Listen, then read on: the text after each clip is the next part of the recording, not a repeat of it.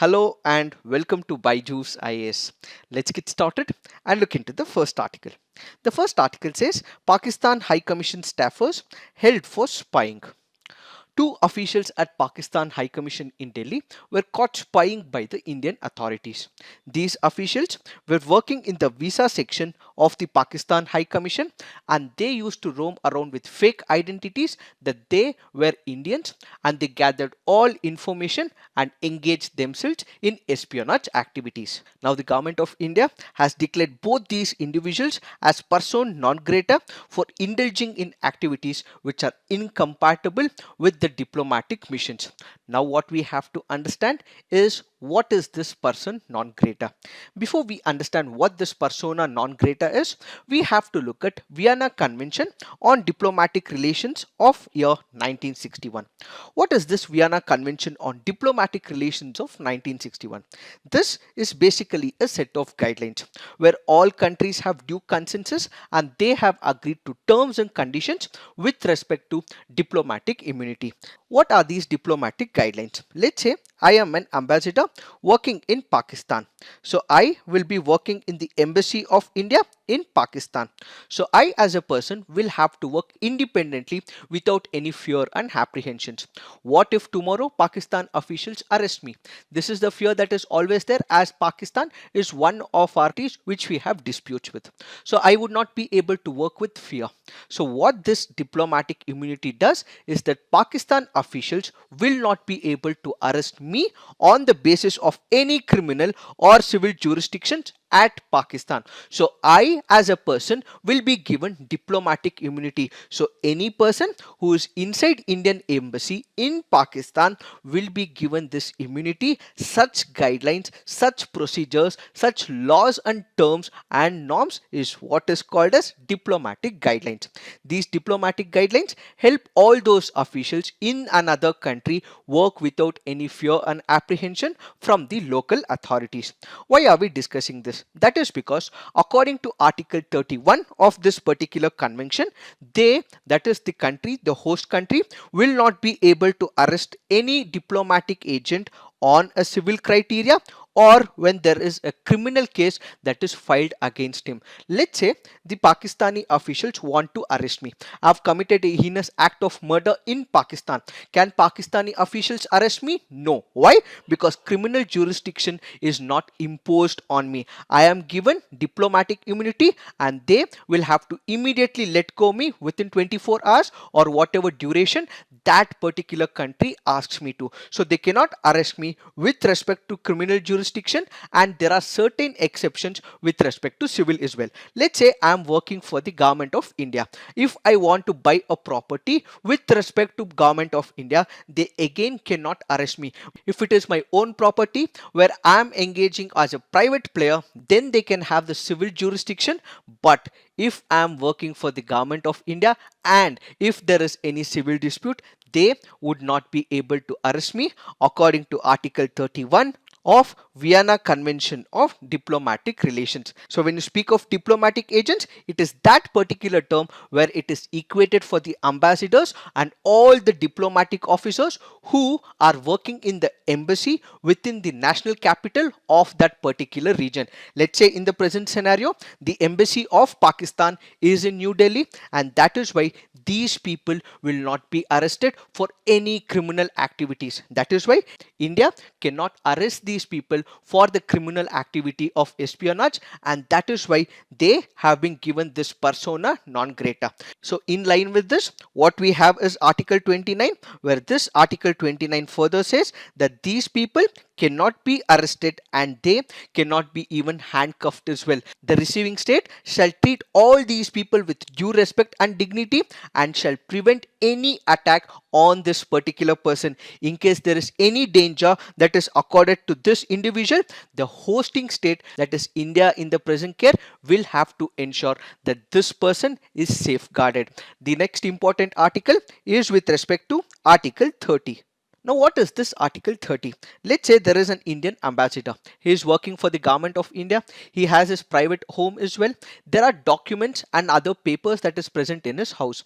There are other documents that are present in his car as well.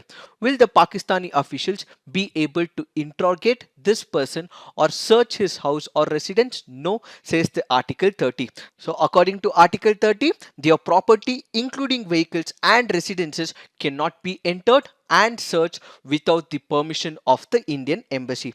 So kindly note, this Article 31, as we initially discussed, provides complete immunity for the criminal jurisdiction. If I've committed a crime, if I've committed a murder, if there is a person who's committed the heinous act of rape as well, such person does not fall under the local laws and jurisdiction.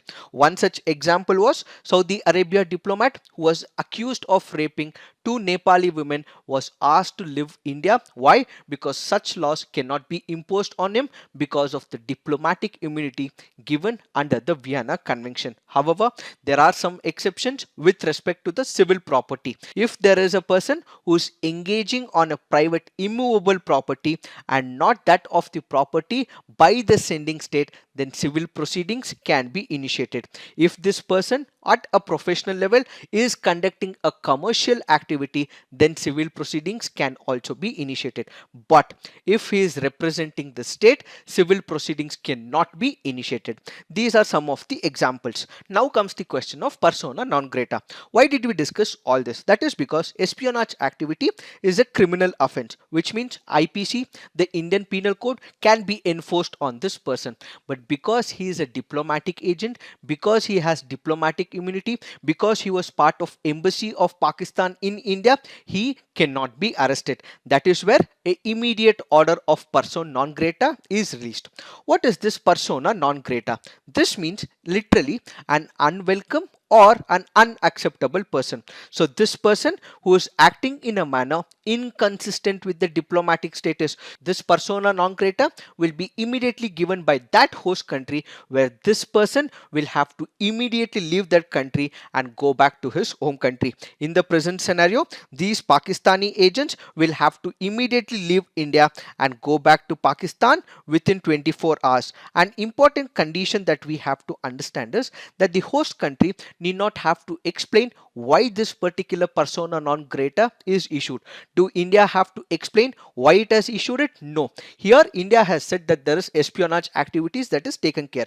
But ideally, the host country need not explain to the home country why this particular persona non grata is given when it comes to a diplomatic agent. The minute this persona non grata is released by the host country, the diplomatic agent will have to immediately go back to the home country. If the sending state does refuse to take this particular person, or this diplomatic agent does not live within 24 hours or the time period that the home country is asked to leave that person, then diplomatic immunity will be immediately stripped off and action can also be taken against this individual. Now the question is, why is this used? This is a symbolic gesture as a way for a country to show that certain activities done by the diplomatic agents is not in line with the Vienna Convention. It is a way to show displeasure towards another country, and it can also be used to expel diplomats when they are accused of espionage or any other activity which the host country does not like. Now you might ask me a question. The question is, yes, diplomatic agents are not supposed to be arrested. Diplomatic agents are not supposed to be held liable for all their activities as they represent one of the home countries. Now the question that is ringing in your head is, how is that Devayani Khobragadde was arrested, strip searched in United States of America? Here comes the difference. The difference is, what we have is the Vienna Convention on Diplomatic Relations of 1961 for the diplomatic agents, and what we also have is the Vienna Convention on Consular Relations of 1963. There is difference between a consulate office and an embassy. What is an embassy? It is the main headquarters for another country. Where is it usually present? It is present in the national capital. For example, India's embassy would be in Washington, it can be in Islamabad, or it can be in any other country where the national capital is located. What is a consular office? This is a subcategory, which means these are not embassies but they are consulates. India's consulate is currently in New York and USA's consulate is currently in Chennai. What do? They basically help in administrative purposes.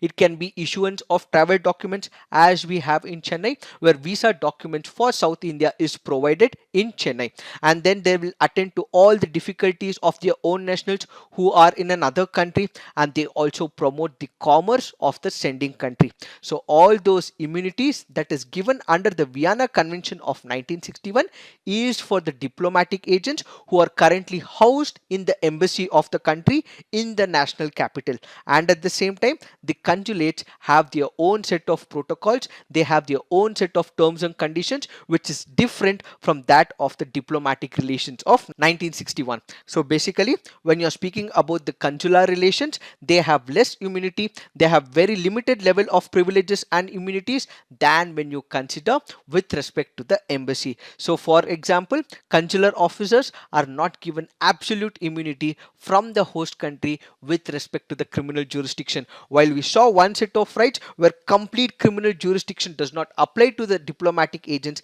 the same cannot be said with respect to the consular relations. There are other set of terms and conditions that we may have to look with respect to the consular access. That is why the example of Indian Deputy Consul General Devyani Khobragadde was arrested in New York. Why? Because she does not fall under the diplomatic agents as given by the diplomatic guidelines under the Vienna Convention of 1961.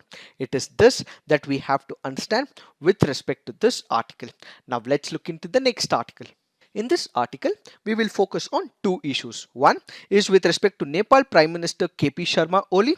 The other is the amendment on the new map which was tabled in the Nepal Parliament. Before we understand what this article is all about, we will have to get back to the history books.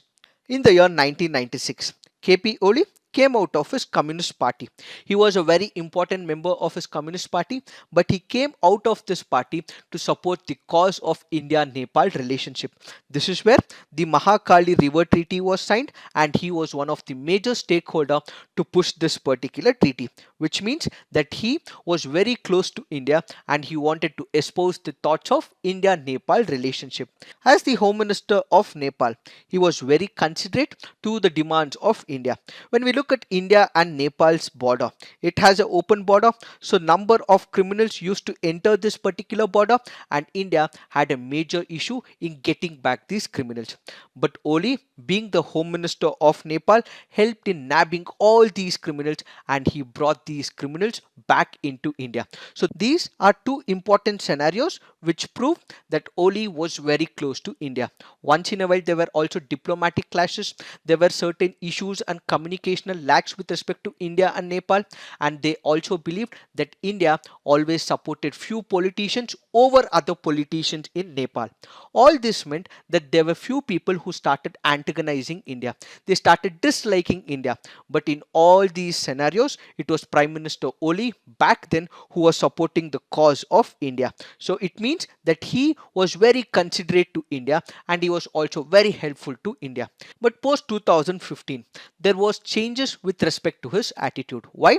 According to the author and this article, there were multiple challenges that were posed from India to Nepal. One is with respect to constitution. What happens when it comes to Nepali constitution? Nepali constitution was bringing about changes with respect to their internal politics. But Madeshis is assumed to be very close to India. But their request was not catered to by the Nepal constitution. This is where India had to step in because these Madeshis who were living in the southern part of Nepal, their interests were not met, and at the same time India's interests with respect to their constitution were not met.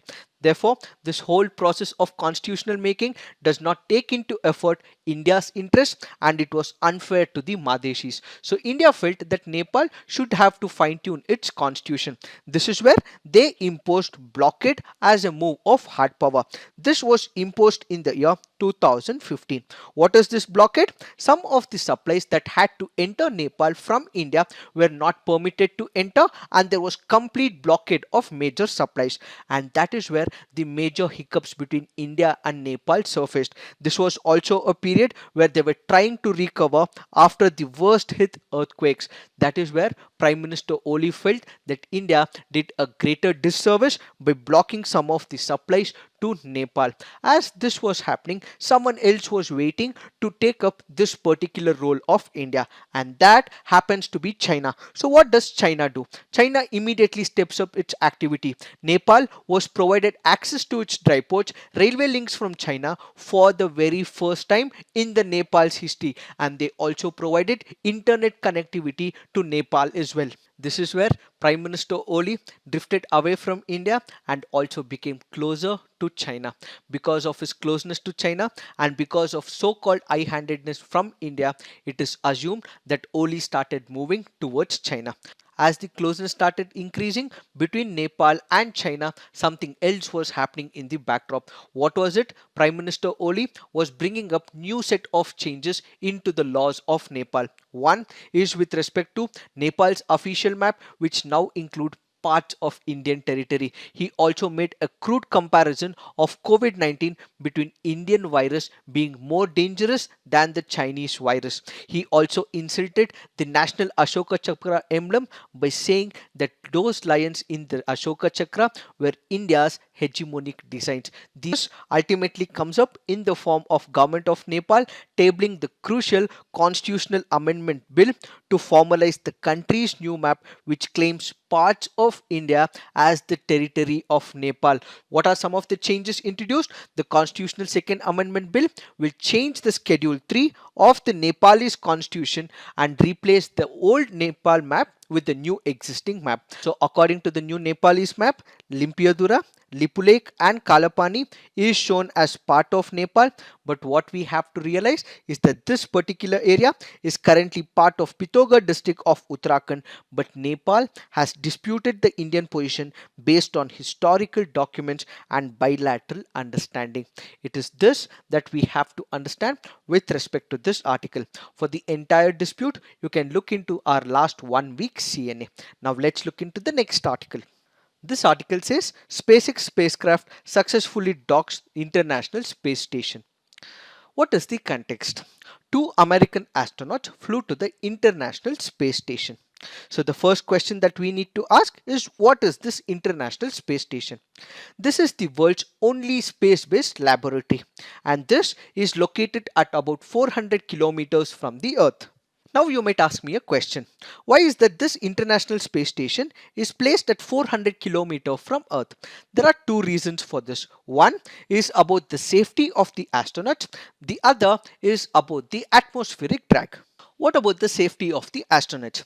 Let's suppose if this International Space Station is placed above 700 km.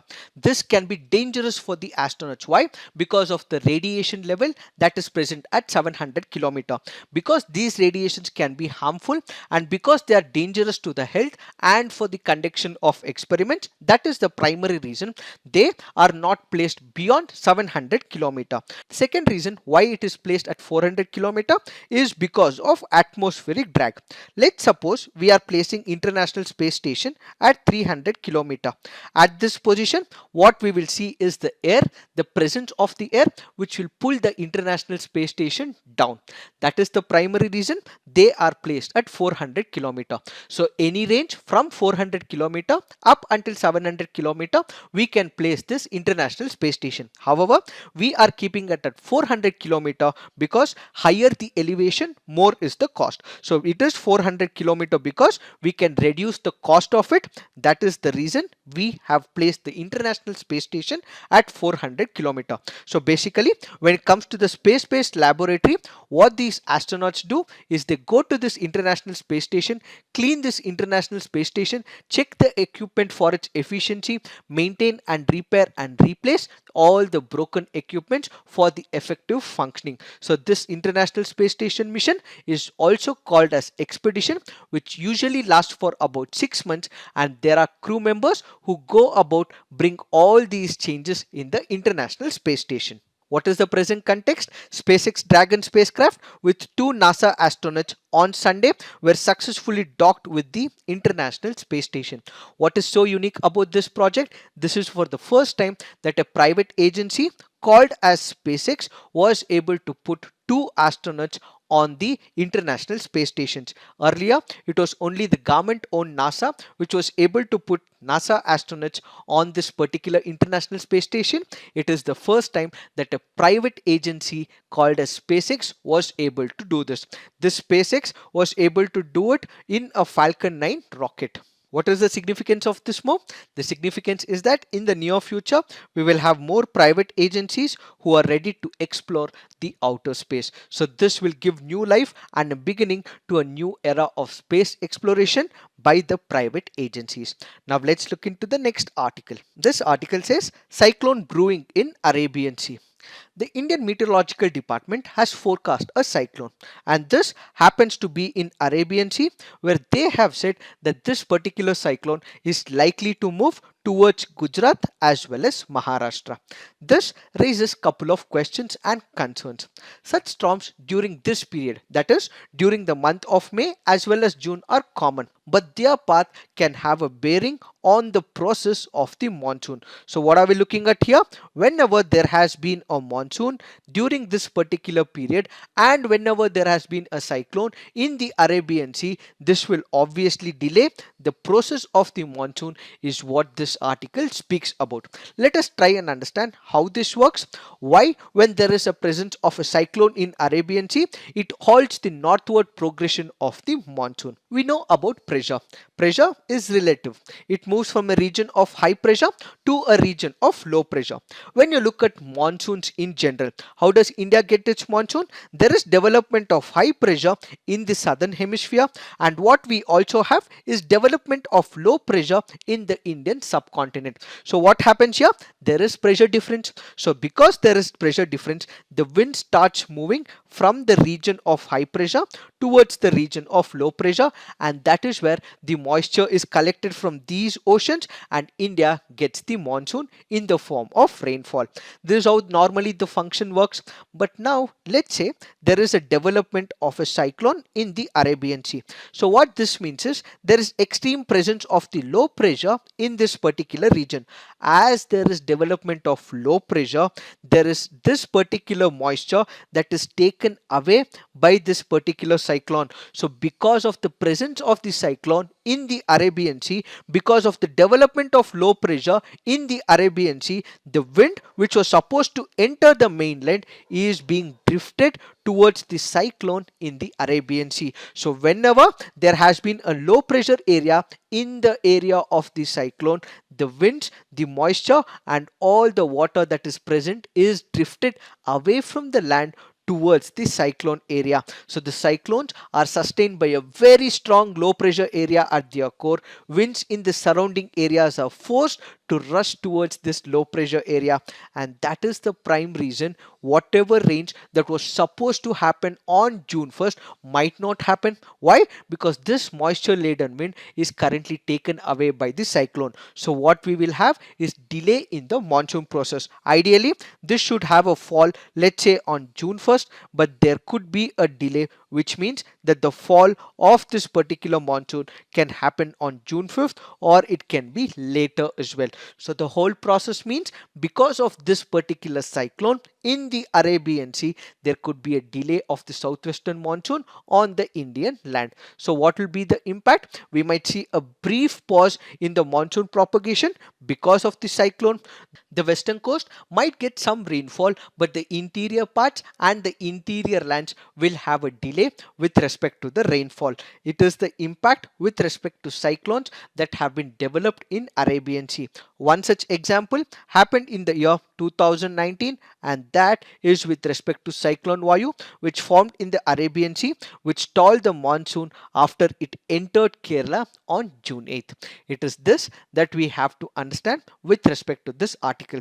Kindly note, in geography, whenever you are writing your answers or whenever you have to explain something, please make use of maps while you are writing an answer. This gives the evaluator a much better understanding of your answer. So a map representation is a must when it comes to geography answer writing. Now let's look into the next article. In this article, we will be taking up two important issues. One is with respect to Unlock 1.0, which we have explained yesterday, and there are some aspects which we will also be using in this article, which is speaking about the universal basic income. We are living in testing times.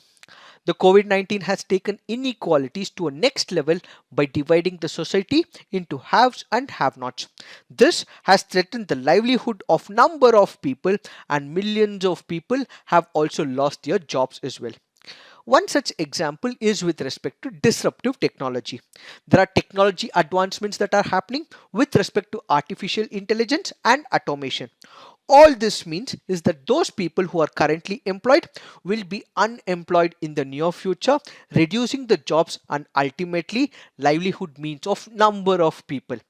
This will result in increasing poverty. This will increase the relative poverty in that particular region, especially those of the informal sector and their families.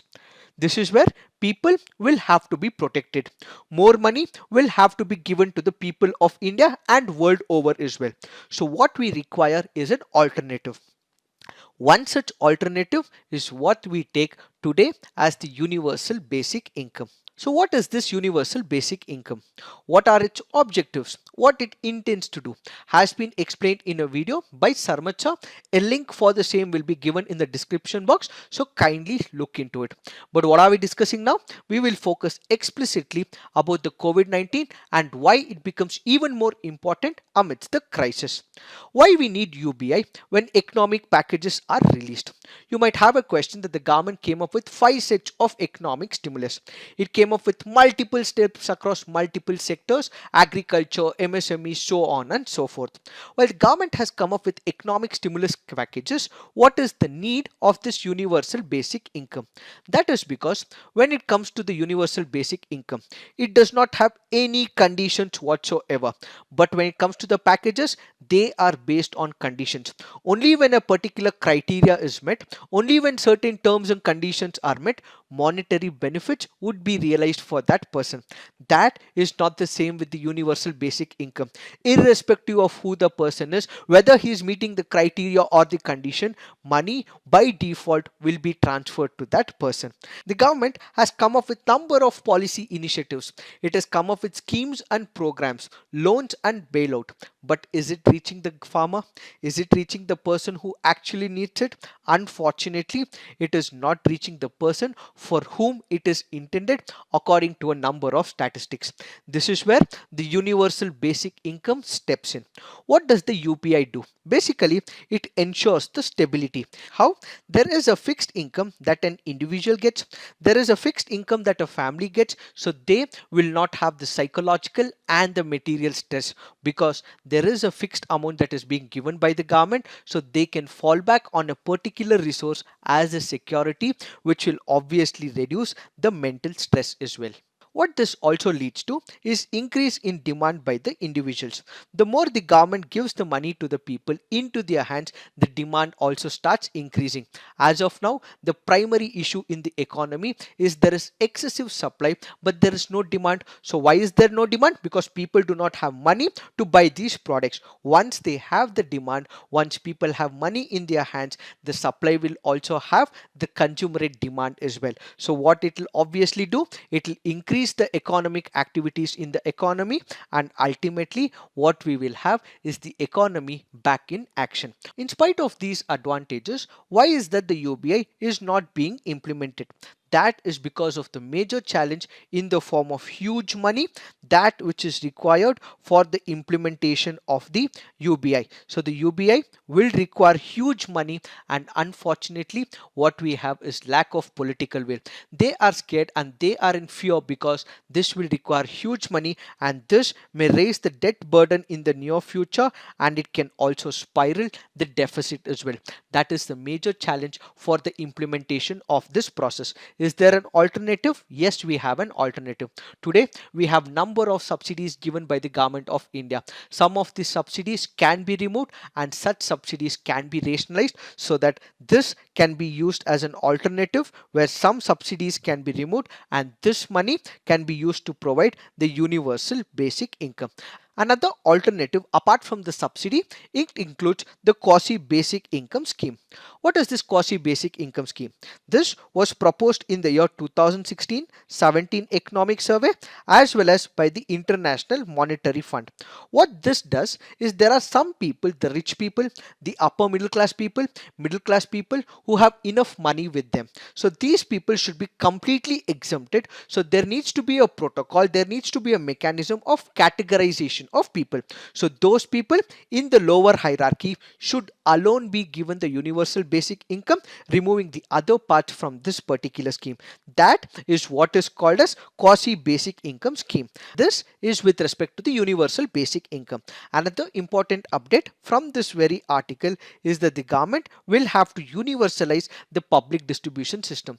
There are large number of migrant workers who are going hungry, they are not able to eat, they do not have the food grains. Why? Because there is no economic activity and they are not getting any jobs. This is where the government will have to stand up for them and provide all the food grains until there is this lockdown that is completely removed, or up till the period where the economic activity resumes. So what this article, both these articles speak is that lockdown in some format or the other will continue to haunt the people, will continue to haunt the poor people as well as the migrant workers. And 90% of India's workforce happen to work in the informal sector where they have very minimal wages, or their social security is completely out or is worse in nature.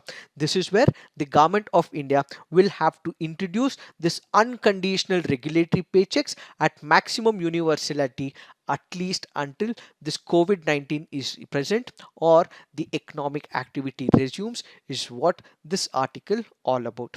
Now let's look into some of the preliminary practice questions. Consider the following statements about scorpion fish. It is a fish known for its stinging venomous spines and ability to change color. Scorpion fish uses its eye to hunt its prey. Which of the above statements are correct? The answer to this is one only. Why?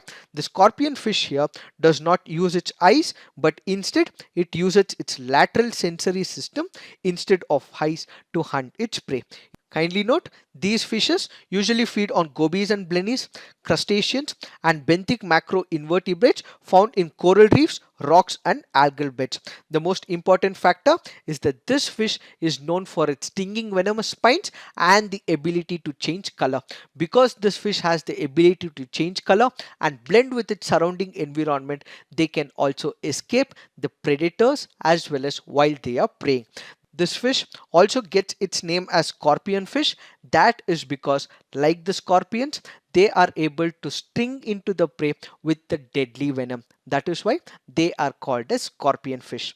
Now let's look into the next practice question. With reference to the second Carnatic War, consider the following statements. Chandra Sahib and Muzaffar Jung were supported by the French. Nazir Jung and Muhammad Ali were supported by the English. The war ended with the Treaty of Seringapatam. Which of the following statements is or incorrect? The answer to this is two only. Why? The second Carnatic War did not end with the Treaty of Seringapatam, it ended with the Treaty of Pondicherry.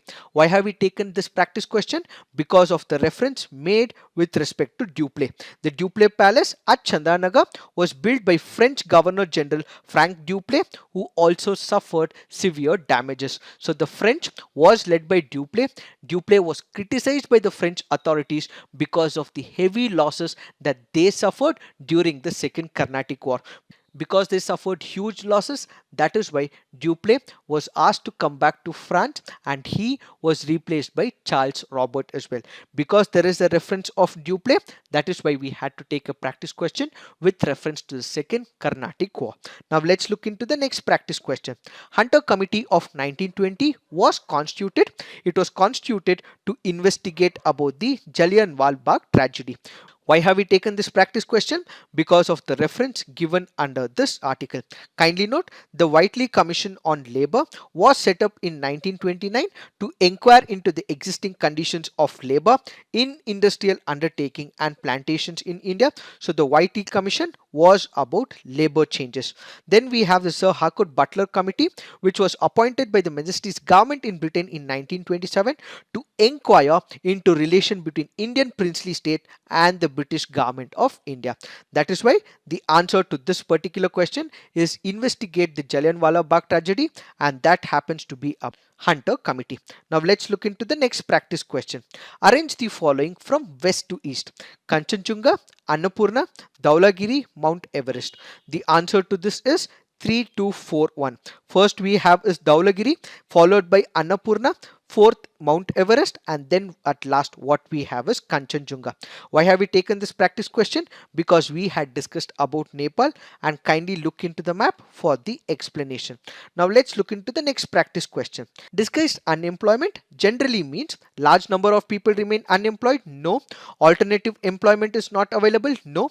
The answer to this is marginal productivity of labor is 0. Now let's look into the mains practice question. Explain how a cyclone in the Arabian Sea is a major obstacle to the progress of monsoon. Universal basic income is not the solution to the economic problems, but it will save people from financial collapse. Discuss. So please write all your answers on the comment section so that you guys can have a peer review and also come up with constructive criticism amongst yourself. So this is it for today. Thank you for watching. All the best.